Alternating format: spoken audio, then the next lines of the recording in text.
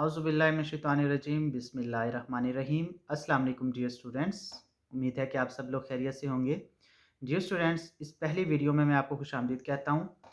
Dear students, इस video को बनाने का मकसद सिर्फ़ और सिर्फ़ आप लोगों को इंग्लिश की अफ़ादियत के बारे में आगाह करना है कि इंग्लिश लैंग्वेज किस तरह आप लोगों की एजुकेशनल लाइफ़ के ऊपर असरअंदाज़ होती है और इसी तरह मुआशरे के अंदर भी आप लोगों के किस तरह ये असर रखती है। सबसे पहले हम ये देखते हैं कि ओरिजिन क्या है? किस तरह ये आप लोगों के एजुकेशनल लाइफ़ के ऊपर असरअंदाज़ होती है या फिर हमारे मुआशरे के अंदर किस तरह इसको अहमियत दी जाती है। मिसाल के तौर पर अगर हम उर्दू लैंग्वेज को देखें, इसे हम कहते हैं कि एक लश्करी ज़बान है, क्योंकि इसके बहुत सारे अल्फ़ाज़ हमने दूसरी लैंग्वेजेज़ से उधार लिए हुए हैं।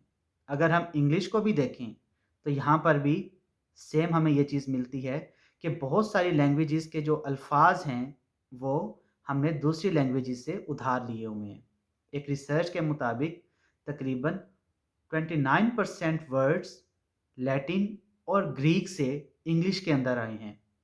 तो इसी तरह हम अब मैं ये कह सकता हूँ इस बात को कि इंग्लिश और उर्दू के अंदर एक तरह से मुमासलत ये पाई जाती है। मिसाल के तौर पर पानी पूरी एक वर्ड है जो कि हिंदी लैंग्वेज का वर्ड है, जिसका मतलब गोलगप्पा होता है। ये भी इंग्लिश लैंग्वेज के अंदर इसी तरह ही यूज़ होता है। इसी तरह सफारी एक वर्ड है जो कि अरेबिक वर्ड है, लेकिन इसे इंग्लिश के अंदर सफारी के तौर पर ही लिया जाता है। इसी तरह अब क्या होता है कि बहुत सारी लैंग्वेजेज़ के जो अल्फ़ाज़ हैं, वो इंग्लिश के अंदर हम लोग उधार ले लेते हैं। ये मैंने एग्ज़ाम्पल्स आप लोगों को 2-3 दी हैं। इस तरह बहुत सारी रिसर्चेज़ जो हैं, उनके अंदर ये वर्ड्स हमें मिलते हैं। 29% का मैंने ज़िक्र कर दिया। अब हम ये देखते हैं कि ये इंग्लिश लैंग्वेज का असर क्या होता है हमारी लाइफ़ पर। मिसाल के तौर पर स्कोप क्या है इसका? अगर हम नज़र दौड़ाएँ अपनी प्रीवियस स्टडीज़ के अंदर जितने भी आप लोग क्लासेस पढ़ के आ चुके हैं, तो आप लोग ये देखेंगे कि शुरू से ही आप लोगों को इंग्लिश पढ़ाई जा रही है। लेकिन क्यों पढ़ाई जा रही है? क्योंकि दुनिया के अंदर इसका एक नाम है, इसका एक मकाम है। अब डिफरेंट कंट्रीज़ चाहे वो इंग्लिश बोलते हैं या नहीं बोलते, लेकिन वहाँ पर इंग्लिश को समझा जाता है। इसीलिए इसे हम इंटरनेशनल लैंग्वेज के तौर पर भी लेते हैं। और इसकी अफ़ादियत इसलिए भी बढ़ जाती है, वेब की जो लैंग्वेज है, वो भी इंग्लिश लैंग्वेज ही है। कम्युनिकेशन के जितने भी सोर्सेज़ हैं, जो कि कंट्रीज़ दूसरे कंट्रीज़ के साथ करते हैं, जितने भी एग्रीमेंट्स होते हैं, जितनी भी पब्लिकेशन होती है, वो मोस्टली इंग्लिश लैंग्वेज के अंदर ही होती है। तो इसीलिए हम कह सकते हैं कि इंग्लिश की बहुत ज़्यादा अहमियत है। इसके साथ-साथ अब हम आते हैं एजुकेशनल फ़ील्ड के अंदर। मिसाल के तौर पर अब फर्स्ट ईयर को लेते हैं। आप लोग फर्स्ट ईयर के अंदर आए हैं, आप लोगों ने देखा कि आप लोग जो मेडिकल के स्टूडेंट्स हैं, फिज़िक्स, बायोलॉजी, केमिस्ट्री, इसी तरह नॉन मेडिकल अगर हम सब्जेक्ट देखें तो उसके अंदर मैथमेटिक्स, अकाउंटिंग या बाकी जितने भी सब्जेक्ट्स हैं आप लोगों के वो मोस्टली इंग्लिश के अंदर ही हैं। इंटरमीडिएट के ऑलमोस्ट सब्जेक्ट्स जो हैं वो इंग्लिश के अंदर हैं। तो अगर आप लोगों को इंग्लिश नहीं आती, अच्छी तरह आप लोग नहीं समझ पाते, नहीं लिख पाते, तो आप लोगों के लिए ये प्रॉब्लम क्रिएट करती है। आज की वीडियो के अंदर सिर्फ़ आप लोगों को यही बताना है कि इंग्लिश बहुत ज़्यादा अहमियत की हामिल है, क्योंकि इसका ताल्लुक बाकी लैंग्वेजेज़ के साथ होता है। जिस तरह मैंने आप लोगों को अभी बताया, मैथमेटिक्स हो, चाहे आप लोगों की फिज़िक्स हो, बायोलॉजी हो, बाकी सब्जेक्ट्स हों, अकाउंटिंग हो, इकोनॉमिक्स हो, तो मोस्टली जो इसके अंदर टर्मिनोलॉजीज़ यूज़ होती हैं, वो सब की सब इंग्लिश के वर्ड्स होते हैं हमारे पास।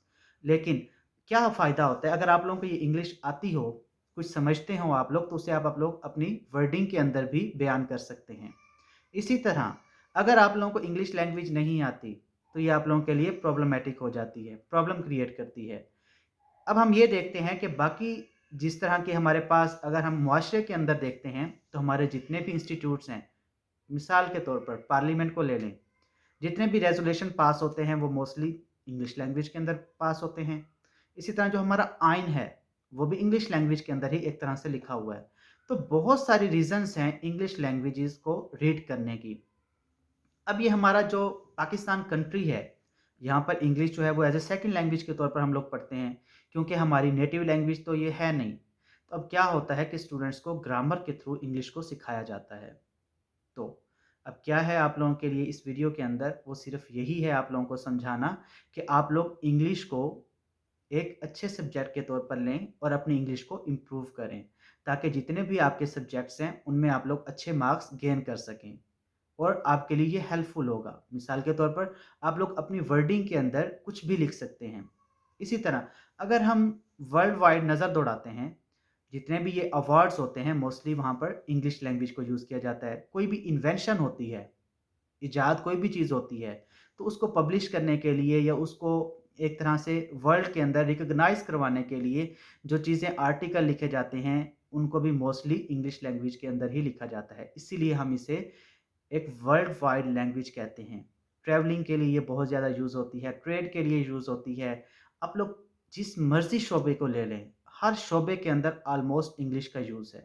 तो डियर स्टूडेंट्स, आज ही से अपने इंग्लिश को इम्प्रूव कीजिए और अपने अपने फ्यूचर को सिक्योर करने के लिए आप लोग इंग्लिश को ज़्यादा से ज़्यादा सीखें।